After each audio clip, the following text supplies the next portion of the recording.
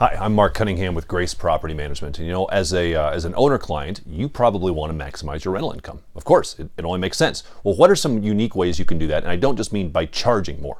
We all get that. We don't want to just gouge tenants. That's not the way to maximize your income. Now, before we look specifically, this is foundational to that. You need to know what your rental rate per day on your property is. Do you even know what that is? And the reason that's so important as you're considering maximizing your rental income is to avoid this. The big, bad, ugly vacancy. See, this is the biggest killer for your maximizing of income. It's vacancy. Vacancy is not good for you as a landlord. So we want to stay away from this as much as possible. So let's learn what our vacancy cost per day on a property is. So for example, if your property is running for $1,800, divide that by 30 days, that means your rent per day is $60. That means every day your property is vacant, it's costing you $60. And we don't typically think that way.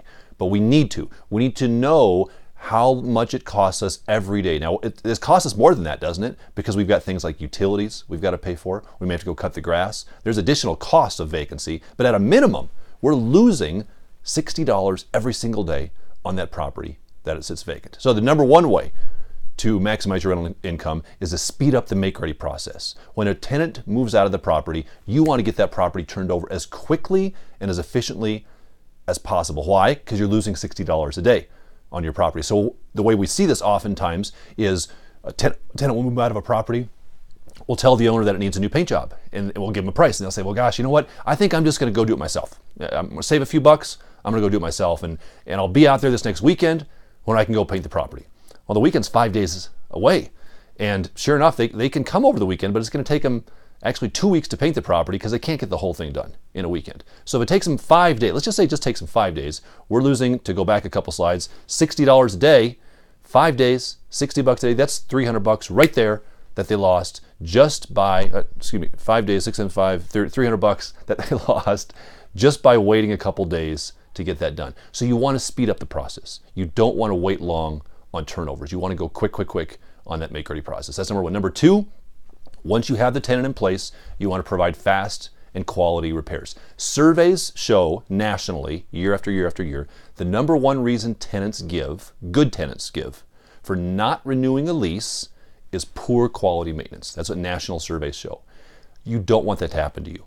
Now the way you keep it from happening to you is by providing high quality service. Just do that for them. Get out there quickly, send qualified repairmen and send them quickly so they will take care of the tenants. That way when it comes lease renewal time, your tenants want to renew and you avoid the big, bad, ugly vacancy. Number three, don't pay for utilities. You don't need to. This comes from a good place for most landlords. They often offer to pay for things like water for a tenant. They say, well, gosh, I want the tenant to water the lawn, so I'll pay their water. And I get it, that makes sense. It comes from a good place, but it's not customary. You don't need to do that. Most landlords require the tenants to pay all utilities. So if you are paying for your tenants' utilities, stop. All it does is encourage them to take longer showers if you're paying for their water. Let them pay for their own utilities. And number four, don't be afraid to increase the rent at lease renewal time. And we run into this all the time, where our lease is coming up for renewal and we don't want to lose the vacancy, but the landlord will say, gosh, I don't want him to move, so don't increase the rent. Leave it where it's at.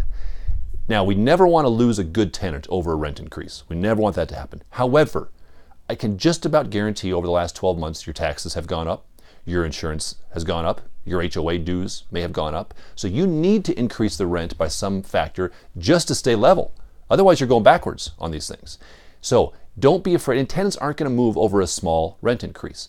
Don't increase it to the point that you're going to push a good tenant away. You never want that to happen. You don't want vacancy. But tenants understand that there's typically going to be some type of an increased cost, a modest increased cost, just to offset the increased costs you've had as a landlord. So those four things will help you over the course of time to maximize your income, avoid the vacancy, don't pay for utilities, and ensure that you're increasing rents regularly on some modest level on a rental renewal. Now, if you've got questions on this, give us a call. If you're one of our clients, we're already doing these things for you. Give our office a call, 303-255-1990. We'd be happy to give you more information.